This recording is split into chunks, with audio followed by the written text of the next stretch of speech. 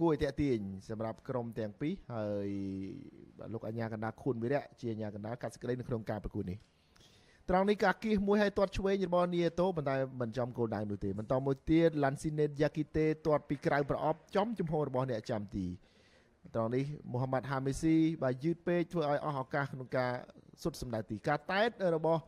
Moses Dyer ចំអ្នកចាំទីលីកាកដាបាល់ free kick របស់រតនាមិនចំគោលដៅហើយការទាត់ពីក្រៅរបស់សំអល់ទីណាជួយសង្គ្រោះបានដោយអ្នកចាំទីជាមសំណាងត្រង់នេះនីតូបាទទាត់ស្រាលហើយក៏មិនចំគោលដៅបាល់ពីនៃពេណាល់ទីរបស់ Moses Dyer បោះជើងអពុយផុងដីធ្វើឲ្យការទាត់នេះជោគពីក្រោមរំលងរបាទីបន្តមកទៀត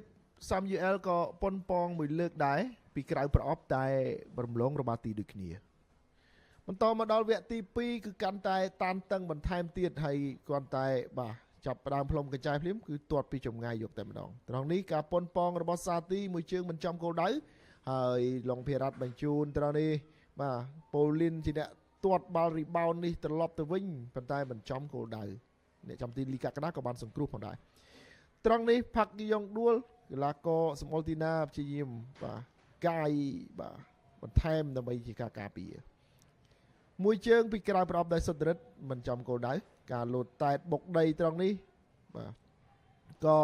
មិនបានសម្រេច Moses Dyer មានឱកាសច្រើនណាស់តែធ្វើឲ្យមិនបានសម្រេច Samuel ទាត់បុកភុកសៀវលេងកាត់ត្រង់នេះទៅបាទជាចន្ទរាស្កាត់បានវិននិនទាត់មិនចំគោលដៅណែឯត្រង់នេះវិញបាទតែហើយក៏ចាប់បានដោយលីកាកដា Makelo ទាត់ចំចំហរបស់លីកាកដា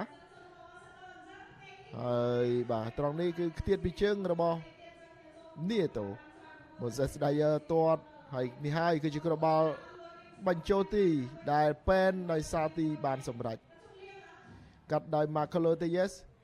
បាទឈរទាត់តែម្ដងសម្រាប់បាសាទីការបញ្ជូនល្អណាស់ពី Makelo បាទគឺមិនចាំបាច់ផ្ចិតផ្ចង់អីច្រើនទេបាទ